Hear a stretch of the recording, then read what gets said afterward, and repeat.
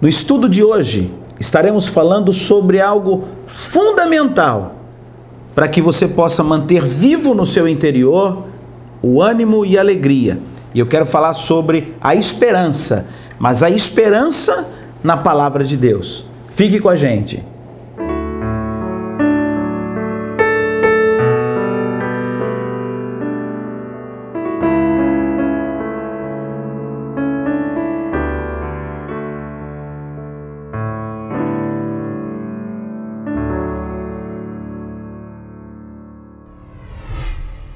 Hoje, no estudo, eu quero estar refletindo com você algo importante, fundamental, que é termos alguns cuidados em relação ao que tem ocupado a nossa mente e o nosso coração em relação à esperança.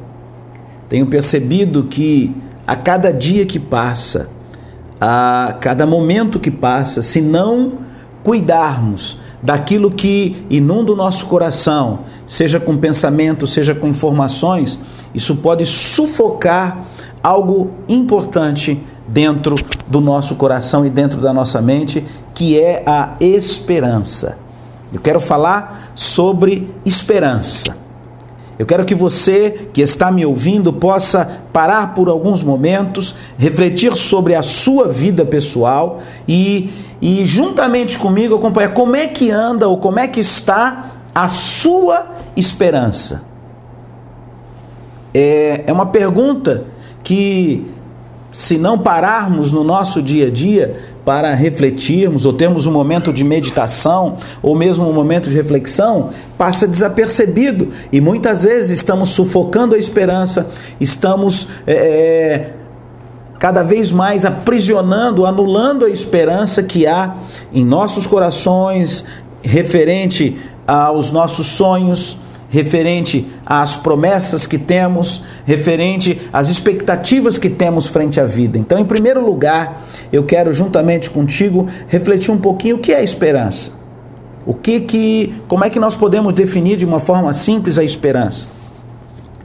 O que é a esperança? É uma disposição do espírito humano, do espírito do homem, que induz a esperar que uma coisa se realize. Então, vou repetir. É a disposição de espírito que espera ou que aguarda com expectativa, com ânimo, com vontade, que alguma coisa se realize.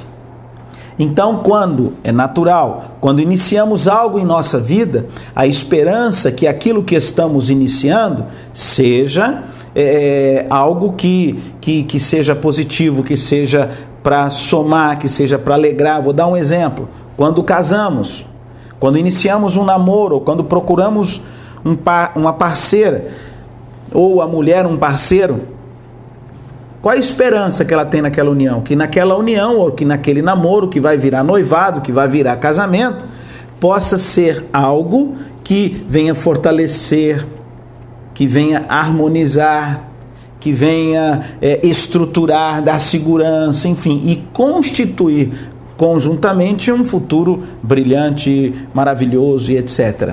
Essa é a esperança de quem quer se casar. Então, começamos com a motivação certa, com a esperança certa, mas o fato é que no meio do caminho, essa esperança parece, ou muitas vezes, acaba sendo frustrada. Então vamos pensar por que isso acontece.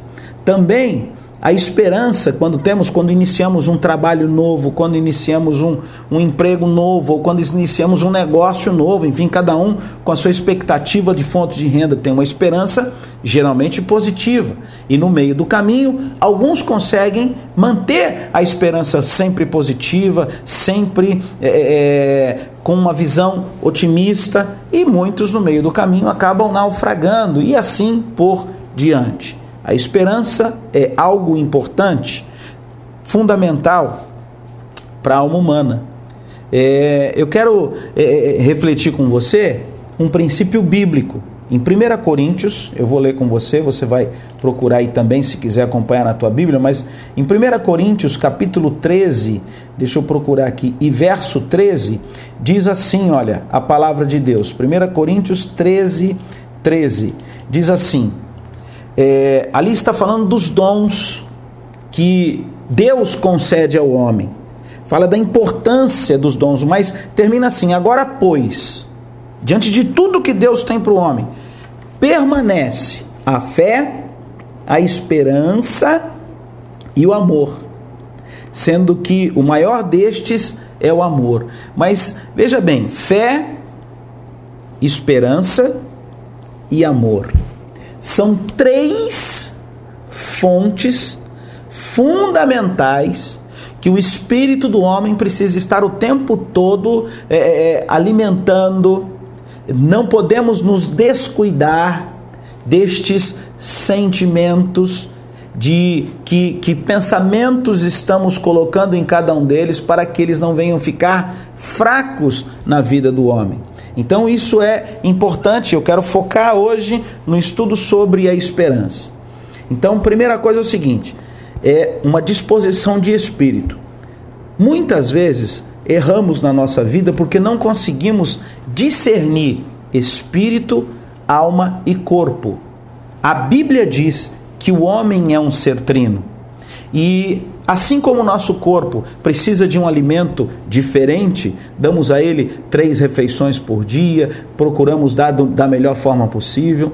A alma também, através dos 5 sentidos que alimentam a alma do homem, também alimentamos. E o espírito do homem se alimenta do quê? Como é que você alimenta o espírito? Daí o porquê a palavra de Deus, daí o porquê Jesus sempre se colocou dizendo, aquele que conhecê-lo, aquele que vier a ele, nunca terá fome, nunca terá sede, espiritualmente falando. Então, eu quero que você entenda. Por isso que na nossa igreja, o nosso ministério é a palavra que renova dia a dia, ou seja, o alimento para o espírito do homem é a palavra de Deus. E é sobre isso que eu quero refletir. Se a esperança em você está fraca, ou seja, se a esperança em você está sendo diminuída, é porque está faltando o alimento correto para que a sua esperança seja renovada. Você não pode estar alimentando a sua esperança somente pelos fatos terrenos, somente pelos fatos físicos ou materiais que cercam a vida do homem, porque isso são parte de informações de um todo que você precisa estar atento para que você não venha sufocar a real esperança, o alimento certo para a tua esperança. Então, é sobre isso que eu quero refletir com você. Então, dos 3, fé, esperança e amor. Então, a esperança é algo fundamental que precisamos estar sempre cuidando. Venha comigo no livro de Jó, vamos lá, no livro de Jó, capítulo 14, eu vou procurar aqui com você, e nós vamos ler o versículo 7, que diz assim, olha, porque há esperança para a árvore, pois, mesmo cortada, ainda se renovará, e não cessarão os seus rebentos. Se envelhecer na terra a sua raiz, e no chão morrer o seu tronco, ao cheiro das águas brotará e dará ramos como a planta nova. Olha que interessante. Esse é uma análise, é um versículo que vai fazer com que a gente venha refletir e fazer a comparação na relação vida do homem com Deus. Mesmo a árvore, porque a esperança para a árvore, mesmo cortada, ela se renovará. Você sabia que quando a poda vem na árvore, ou seja, ela está estruturadinha, ela já está pronta para dar os frutos, já começou a dar alguns frutos, e alguma coisa acontece e corta. Sabe o que acontece naquele processo? Naquele processo, ela buscando a nutrição certa, ou seja, voltando-se para as suas raízes, voltando-se para o seu interior, e buscando a nutrição exata, a nutrição correta, o que acontece? Ela vem mais forte, ela vem mais resistente e ela vem preparada para crescer e continuar dando frutos e frutos e frutos e mais frutos. O renovo, o que é o princípio do renovo? O que é o princípio da renovação?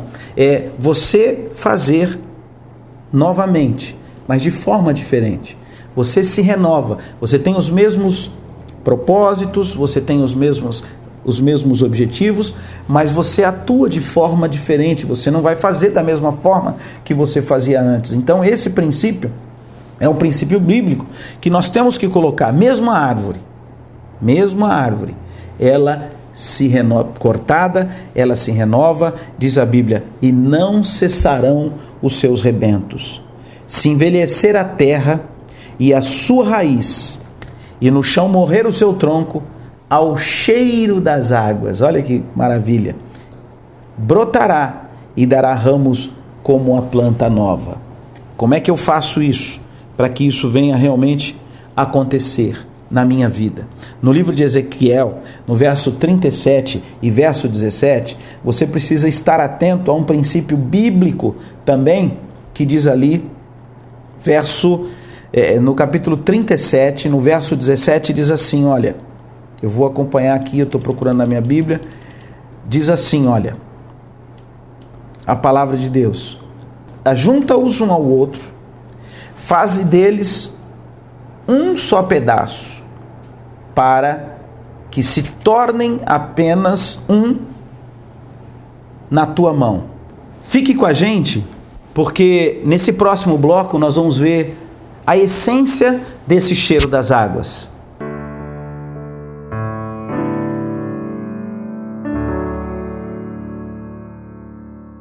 Como estamos estudando, a esperança, ela é fundamental. E é um estado, ou seja, de espírito da alma do homem, para aguardar, para esperar em expectativa que algo aconteça. E eu quero dizer o seguinte, nós temos várias etapas ou histórias bíblicas que narram momentos importantes. Jó, quando passou por um momento de grande tribulação, de grande corte na sua vida, lá em Jó 6,11 diz assim, por que viver se não há esperança? Uma pergunta que foi questionado, para que viver sem esperança? Ou seja, a esperança é algo que nada tem a ver com a situação física, com a situação terrena, mas sim com a fé, com a confiança que temos em nossas raízes. Outra passagem no livro de 2 Samuel, verso 21 e versículo 17, diz assim, o Senhor é a esperança de Israel, e nós não queremos perdê-lo. Também um outro momento de adversidade do povo de Israel, do povo escolhido de Deus, assim como nós os somos escolhidos por Deus. Então, se a nossa esperança em Deus, nós nunca podemos perder a esperança em Deus. O salmista Davi, um grande rei da sua época, mas um dos homens que passou por grandes adversidades, lutas, perseguições, verdadeiras batalhas travadas na sua vida. No Salmo 39, verso 7, um momento da sua vida, ele disse, e eu, Senhor, que espero?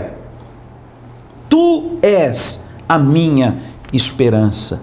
No Salmo 62, no verso 5, diz também, somente em Deus, ó minha alma, espera. Espera silenciosa, espera tranquila, espera, dele vem a minha esperança. Então, a gente percebe que é fundamental termos dentro de nós a esperança num Deus de justiça. Em uma das passagens, no livro de Jó, ele diz assim, olha, em Jó 31, 24, foi a seguinte reflexão, se no ouro pus a minha esperança, ou disse ao ouro fino, em ti confio, ou seja, sem perceber, no momento de adversidade, veio uma grande luta, e essa luta tirou a riqueza do homem, tirou a estabilidade financeira que ele tanto depositava a sua confiança, e ali acabou ruindo totalmente a sua expectativa, a sua esperança. E Jó não perdeu somente coisas materiais, perdeu família, perdeu saúde, foi atingido em todas as áreas. E ele mesmo, na sua reflexão, fez o seguinte: se no ouro pus a minha esperança, ou disse ao ouro fino, em ti confio. Muitas vezes, sem percebermos, criamos dentro de nós um certo conforto em relação às situações terrenas e materiais, e nos esquecemos da nossa verdadeira essência e das raízes que venha realmente exalar as águas do Espírito de Deus. Por isso que a Bíblia diz que quando aceitamos a Jesus como Senhor e Salvador, a Cristo, a verdadeira esperança, do nosso interior fluirão rios de águas vivas. Ou seja, quando nós começamos a colocar a nossa esperança, talvez você passa por momentos de dificuldade hoje, porque colocou a tua esperança num relacionamento, e nesse relacionamento você sofreu uma grande frustração, uma grande traição, ou dali veio algo que você jamais esperava, ou até mesmo colocou isso no ouro fino, ou seja, colocou a sua esperança talvez no emprego, talvez numa empresa, ou talvez em algum negócio, e isso acabou não acontecendo, e a esperança, como diz, acaba indo para o ralo, ou seja, vai embora. Mas a Bíblia nos ensina, e os grandes homens, os heróis da fé, nos ensinaram que todas as vezes, olha aqui, preste atenção no que eu estou te dizendo, todas as vezes que passaram por grandes adversidades, eles voltaram e colocaram: Senhor, a minha esperança está em Ti, a minha esperança está no Senhor, porque se nós não colocarmos a nossa esperança no Senhor, nós não vamos conseguir.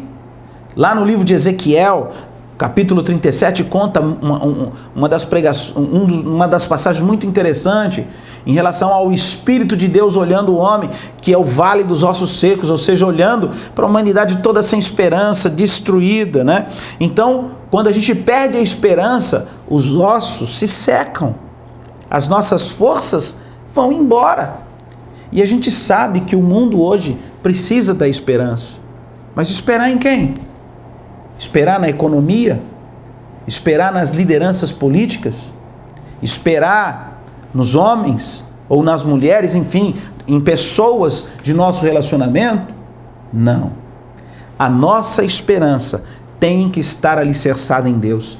Se a sua esperança não for alicerçada em Deus, nem o teu dízimo, nem a tua oferta, nem as tuas doações você vai fazer com conforto, confiando no homem. Ah, vou confiar no homem.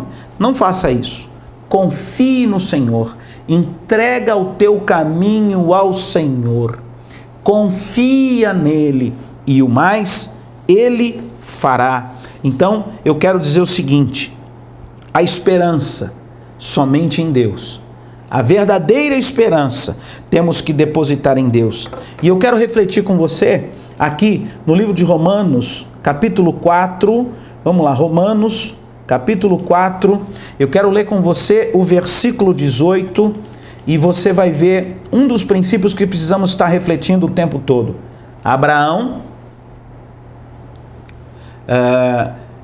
tem, pelas origens bíblicas, ele é o pai da fé, ou seja, é um exemplo de fé que depositou a sua esperança sempre no Senhor. Diz assim: Abraão, esperando contra a esperança, creu, para vir a ser pai de muitas nações, segundo lhe fora dito. Então, já na idade avançada, muitos conhecem essa história, ou seja, fisicamente, biologicamente, cientificamente, e era impossível Abraão receber uma palavra de Deus, uma promessa de Deus gigantesca e grande, mas esperando contra a esperança. Se você entender que essa palavra traz vida, aqui nós não estamos levando religião, nós não estamos levando placa de igreja, nós estamos levando a palavra que não falha, do maior best-seller já escrito na história da humanidade, a Bíblia Sagrada. e refletindo a luz dela, para que você possa depositar a sua esperança. Espere contra a esperança. O que quer dizer? Olhando materialmente, olhando fisicamente, você não consegue ver saída. Mas se as suas raízes e você permitir que o cheiro das águas comecem a trazer vida, não importa se é velho, ou seja, se faz muito tempo ou não, Deus muda a tua sorte quando você vem esperar nele. Alegra muito a Deus quando nós, seres humanos, rejeitamos, porque Deus sabe o quanto é difícil para nós, sendo formados e gerados no mundo capitalista, num mundo que é ver para crer, é ter para acreditar, e aí você começa a rejeitar estas coisas e a lutar consigo mesmo para confiar em Deus. A sua esperança é renovada. Isso agrada ao coração de Deus, porque Ele vê que você está a fim de confiar nele e não nas coisas, e a sua esperança é renovada. E quando Deus permite que isso aconteça em nós, vai lá comigo no livro de Romanos, capítulo 5, vamos ler lá, Romanos, capítulo 5, nós vamos ler o versículo 2 em diante. Olha só: por intermédio de quem obtivemos igualmente acesso pela fé. Então aqui está dizendo o seguinte: como eu sou justificado pela fé em Cristo. Então, eu sou justificado não porque eu sou bonzinho, não porque eu sou pastor, não porque eu sou correto. Eu sou justificado porque eu tenho fé em Cristo. E quando eu deposito a minha fé em Cristo, veja bem o que acontece. Pela fé, a esta graça no qual estamos firmes e gloriamo-nos na esperança. Ou seja, você se gloria, você se alegra, você se entusiasma, você tem uma nova disposição na esperança da glória de Deus. E não somente isso, mas também nos gloriamos nas próprias, preste atenção, nos gloriamos nas próprias tribulações, sabendo que a tribulação produz, então a tribulação, a adversidade produz o quê? Perseverança. E a perseverança produz experiência. Você vai ficando mais maduro. E a experiência, esperança. Ora, a esperança não confunde, porque o amor de Deus é derramado em nosso coração pelo Espírito Santo que nos é outorgado. Então eu quero dizer para você uma coisa importante: alegre-se no Senhor. Tribulação faz parte, mas através da tribulação você vai perseverar. Através dessa perseverança vai te trazer experiências. E essa experiência vai produzir em você uma forte esperança de que você não é nada sem Deus. Sem mim, nada podeis fazer, diz o Senhor. E é por aí, queridos, que eu quero que você fique comigo e entenda a importância da palavra de Deus. E eu quero refletir com você para encerrar esse estudo. Em 1 Coríntios 15, 19 diz assim: se a nossa esperança se limita a esta vida, somos os mais infelizes de todos os homens. Pense nisso e eu vou orar por você.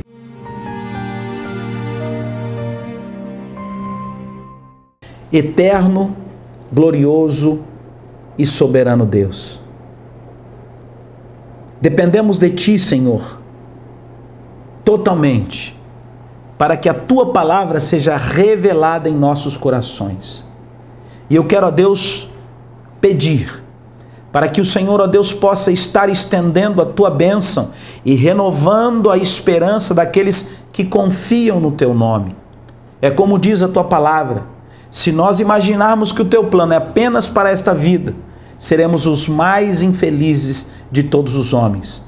E eu quero, ó Deus, declarar que esta palavra venha trazer clareza e luz às mentes e aos corações, ó Deus, que creem no Teu nome. E é no nome de Jesus Cristo que eu oro e abençoo cada um daqueles que nos ouvem, para a glória do Teu nome. Amém e amém.